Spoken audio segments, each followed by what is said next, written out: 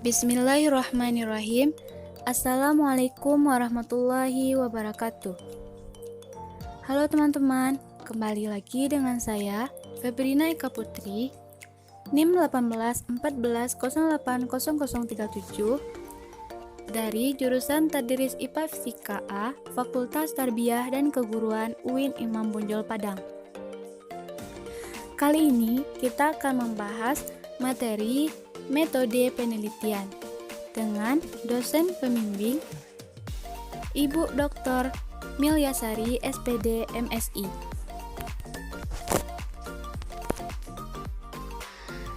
Adapun sub pokok bahasan yang akan kita bahas kali ini yaitu rancangan atau desain penelitian dengan contoh. Selanjutnya, populasi dan sampel penelitian,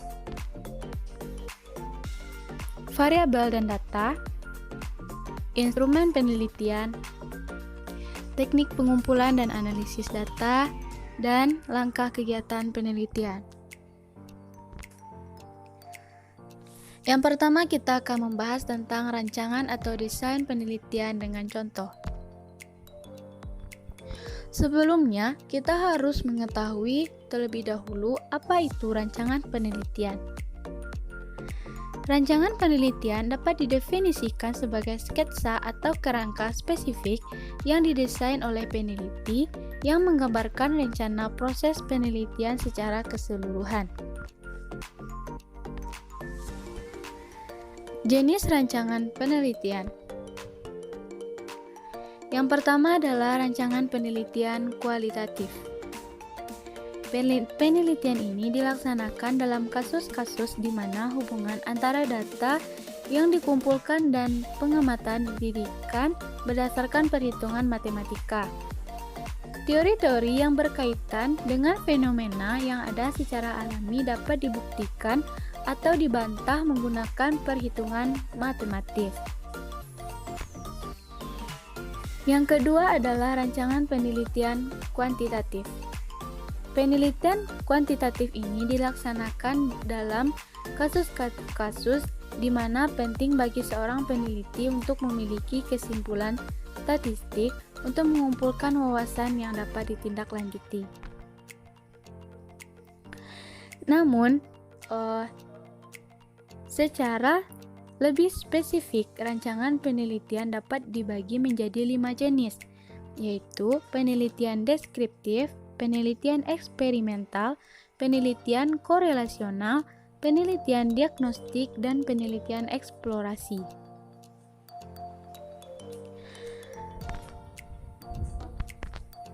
Penelitian deskriptif.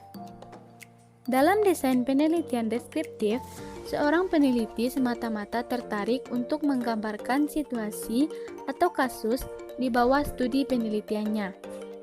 Ini adalah desain penelitian berbasis teori yang dibuat dengan mengumpulkan, menganalisis, dan menyajikan data yang dikumpulkan. Selanjutnya, penelitian eksperimental. Desain penelitian eksperimental digunakan untuk membangun hubungan antara sebab dan akibat dari suatu situasi. Ini adalah desain penelitian kausal di mana efek yang disebabkan oleh variabel independen terhadap variabel dependen diamati. Penelitian korelasional. Penelitian korelasional adalah teknik desain penelitian. Teknik desain penelitian non-eksperimental yang membantu para peneliti untuk membangun hubungan antara dua variabel yang terhubung erat. Diperlukan dua kelompok yang berbeda untuk melakukan metode desain penelitian ini. Tidak ada asumsi saat mengevaluasi hubungan antara dua variabel yang berbeda, dan teknik analisis statistik digunakan untuk menghitung hubungan di antara mereka. Penelitian diagnostik. Dalam desain penelitian diagnostik, seorang peneliti cenderung mengevaluasi akar penyebab topik tertentu. Unsur yang berkontribusi terhadap situasi yang bermasalah dievaluasi dalam metode desain penelitian ini. Ada 3 bagian desain penelitian diagnostik, yaitu yang pertama, dimulainya masalah, diagnostik masalah, solusi untuk masalah. Selanjutnya, penelitian eksplorasi. Dalam desain penelitian eksplorasi ini, gagasan dan pemikiran peneliti adalah kuncinya, karena terutama tergantung pada kecenderungan pribadi mereka tentang suatu topik tertentu. Penjelasan tentang aspek-aspek subjek yang belum dijelajah disediakan bersama dengan perincian tentang apa, bagaimana, dan mengapa terkait dengan pernyataan penelitian. Selanjutnya, contoh rancangan penelitian. Berikut ini beberapa contoh desain atau rancangan suatu penelitian. Yang pertama adalah desain penelitian deskriptif. Contohnya, misal suatu sekolah yang ingin mengevaluasi sikap guru tentang penggunaan teknologi di kelas dengan melakukan survei dan mengamati kenyamanan mereka menggunakan teknologi melalui metode observasi. Selanjutnya, desain penelitian eksperimental. Contohnya, misal peneliti ingin mengetahui efektivitas pengguna alarm rokok di ruang publik untuk mengurangi konsumsi rokok penduduk di ruang publik. Beberapa ruang publik dipasang alarm rokok dan beberapa yang lain dengan karakteristik sama tidak dipasangi alarm. Eksperimen ini akan menunjukkan hasil seberapa efektif alarm rokok dapat mengurangi konsumsi rokok di ruang publik. Selanjutnya, desain penelitian korelasional. Contohnya, misal pertimbangan secara hipotesis penelitian, seorang peneliti sedang mempelajari korelasi antara kanker dan pernikahan. Dalam penelitian ini ada 2 variabel, kanker dan pernikahan. Katakanlah perkawinan memiliki korelasi negatif dengan kanker. Ini berarti bahwa orang yang menikah memiliki kemungkinan lebih kecil untuk terkena kanker. Namun, ini tidak berarti bahwa pernikahan secara langsung menghindari kanker.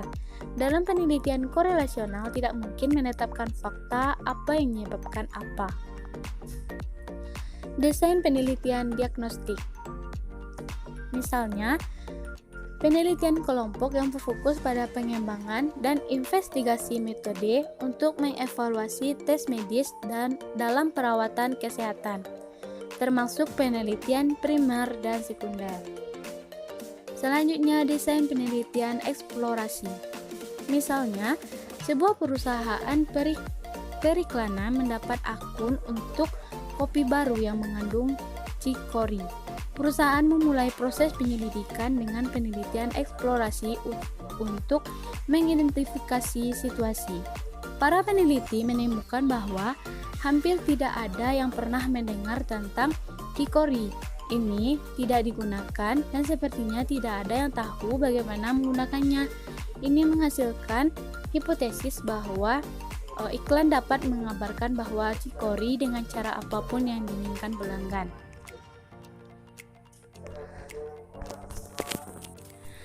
Selanjutnya, kita akan membahas tentang populasi dan responden penelitian. Apa itu populasi? Populasi adalah jumlah keseluruhan dari satuan-satuan atau individu-individu yang karakteristiknya hendak diteliti, dan satuan-satuan tersebut dinamakan unit analisis dan dapat berupa orang-orang, institusi-institusi, benda, dan seterusnya. Sedangkan responden penelitian adalah seorang yang diminta untuk memberikan respon atau jawaban terhadap pertanyaan-pertanyaan langsung atau tidak langsung, terlisan atau tertulis yang diajukan oleh peneliti. Sifat-sifat pada populasi penelitian. Yang pertama adalah populasi bersifat homogen, yaitu populasi yang unsur-unsurnya memiliki sifat yang sama. Misalnya, seorang dokter yang akan melihat golongan darah seseorang, maka ia cukup mengambil setetes darah saja, tidak perlu mengambil 1 botol, sebab setetes dan sebotol darah hasilnya akan sama. Selanjutnya yang kedua adalah populasi yang bersifat heterogen. Dilakukan yaitu populasi yang unsur-unsurnya memiliki sifat atau keadaan yang bervariasi sehingga perlu ditetapkan batas-batasnya. Meskipun banyak populasi yang anggotanya terbatas, jumlahnya seperti jumlah mobil di Jakarta, jumlah mahasiswa Universitas Indonesia, dan sebagainya. Nah, selanjutnya kita akan membahas tentang teknik pengambilan sampel. Sampel adalah bagian dari jumlah dan karakteristik yang dimiliki oleh populasi. Ini adalah salah satu gambar dari teknik sampling. Teknik sampling ada dua, yaitu probability sampling dan non-probability sampling. Baiklah, kita terlebih dahulu kita akan bahas yang pertama, probability sampling. Probability sampling ini adalah teknik pengambilan sampel yang memberikan peluang yang sama bagi setiap unsur anggota populasi yang dipilih menjadi anggota sampel. Teknik ini meliputi simple random sampling, yang dikatakan sederhana karena pengambilan anggota sampel dari populasi dilakukan secara acak tanpa memperhatikan strata yang ada dalam populasi itu. Yang kedua, proportionate stratified random sampling. Teknik ini digunakan bila populasi mempunyai anggota atau unsur yang tidak homogen dan berstrata secara proporsional. Selanjutnya, disproportionate stratified random sampling. Teknik ini digunakan untuk menentukan jumlah sampel bila populasi berstrata tetapi kurang proporsional. Yang keempat adalah cluster sampling. Teknik sampling daerah digunakan untuk menentukan sampel bila objek yang akan diteliti atau sumber data sangat luas. Selanjutnya, teknik sampling non-probability sampling. Non-probability sampling ini adalah teknik pengambilan sampel yang tidak memberi peluang atau kesempatan sama bagi setiap unsur atau anggota populasi untuk dipilih menjadi sampel. Teknik sampel ini meliputi yang pertama, sampling sistematis. Sampling sistematis adalah teknik pengambilan sampel berdasarkan urutan dari anggota populasi yang telah diberi nomor urut. Yang kedua, sampling kota. Sampling kota adalah teknik untuk menentukan sampel dari populasi. Selanjutnya, sampling incidental, sampling purposive, sampling jenuh, dan snowball sampling. Contoh populasi dan sampel. Teman-teman bisa melihat ini adalah contoh yang saya ambil dari suatu laporan skripsi. Populasi penelitiannya dalam skripsian ini adalah seluruh siswa kelas 8 MTS Nadatul Muslimin tahun pelajaran 2013-2014 yang meliputi kelas 8A, 8B, 8C sampai dengan 8F. Sedangkan sampel penelitiannya adalah dipilih secara acak dua kelas dan didapat kelas 8B sebagai kelas eksperimen dan kelas 8A sebagai kelas kontrol. Selanjutnya kita akan membahas tentang variabel dan data penelitian. Variabel adalah konsep yang mempunyai macam-macam nilai. Variabel adalah apapun yang yang dapat membedakan atau membawa variasi pada nilai. Variabel dilihat dari fungsinya ada 5. Yang pertama adalah variabel independen atau bebas. Variabel bebas merupakan variabel yang mempengaruhi variabel lain atau menjadi sebab berubahnya suatu variabel lain.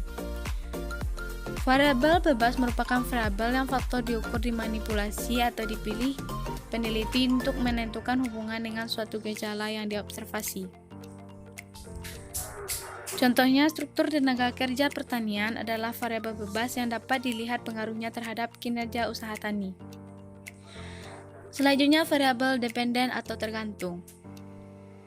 Variabel tergantung adalah variabel yang dipengaruhi atau menjadi akibat karena adanya variabel bebas. Variabel tergantung adalah variabel yang faktornya diamati dan diukur untuk menentukan pengaruh yang disebabkan oleh variabel bebas. Pada contoh pengaruh pengembangan fasilitas wisata terhadap kepuasan pengunjung, maka variabel tergantungnya adalah kepuasan pengunjung. Selanjutnya, variabel moderat. Variabel moderat merupakan variabel yang faktornya diukur, dimanipulasi, atau dipilih untuk mengetahui apakah variabel tersebut mengubah hubungan antara variabel bebas dan variabel tergantung.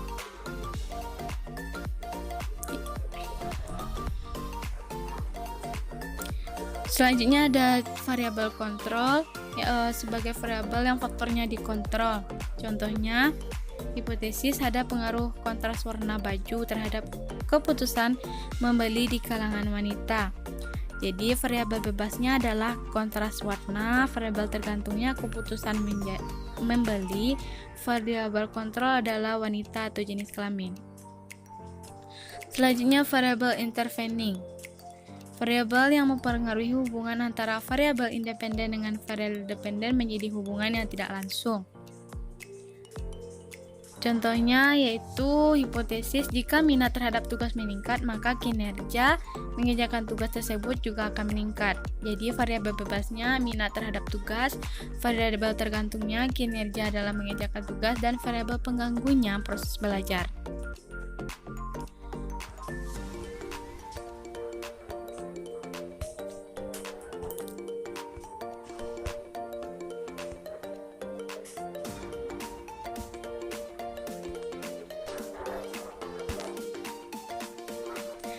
Selanjutnya, pengertian data.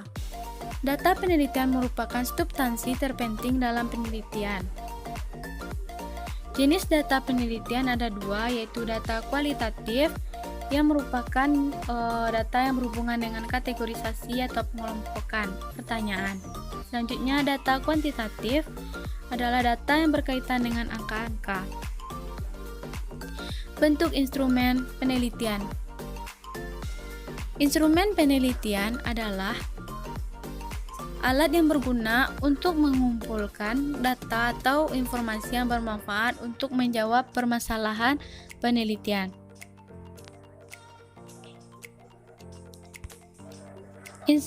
Kriteria instrumen ada dua, yaitu valid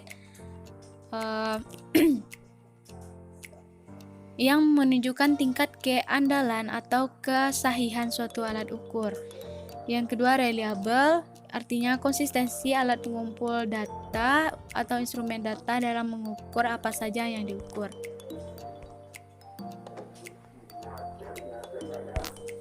Selanjutnya, bentuk instrumen penelitian dan contohnya. Yang pertama, bentuk instrumen tes.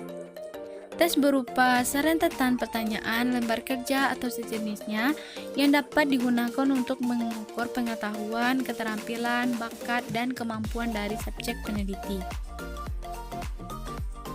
Lembar instrumen tes itu berisi soal-soal tes yang terdiri dari butir soal.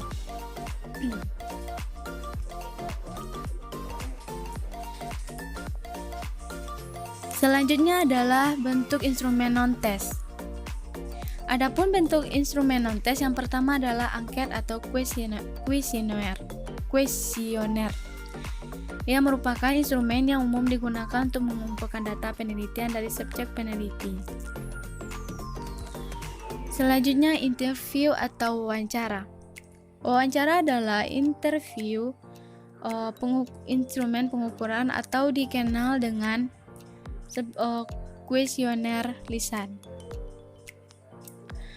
Contoh dari interview atau wawancara ini adalah bagaimana pendapat saudara tentang aksesibilitas menuju objek wisata pantai ini? Bagaimana pendapat saudara tentang kondisi kebersihan di objek wisata ini? Nah, itu merupakan salah satu contoh dari pertanyaan atau wawancara dalam melakukan observasi. Selanjutnya, observasi. Observasi adalah instrumen yang digunakan oleh peneliti di mana perilaku atau situasi individu diamati dan dicatat. Selanjutnya, skala bertingkat atau routing scale Instrumen ini lebih memudahkan peneliti untuk mengetahui pendapat responden secara lebih mendalam tentang variabel yang diteliti. Skala bertingkat dapat diartikan sebagai suatu ukuran subjek yang dibuat berskala. Contoh, kesukaan seseorang terhadap jenis kesenian tertentu. Skala penilaian 1 sangat tidak suka, 2 tidak suka, 3 biasa, 4 suka, 5 sangat suka. Selanjutnya yang kelima adalah dokumentasi, yaitu mengabadikan setiap momen yang dilakukan untuk menjadi bukti sebuah penelitian. Contoh, dokumentasi itu dapat berupa foto, peraturan, cerita, dan sebagainya.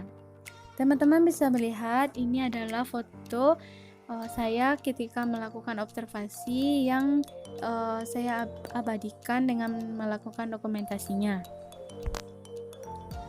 Sekian presentasi saya. Terima kasih. Assalamualaikum warahmatullahi wabarakatuh.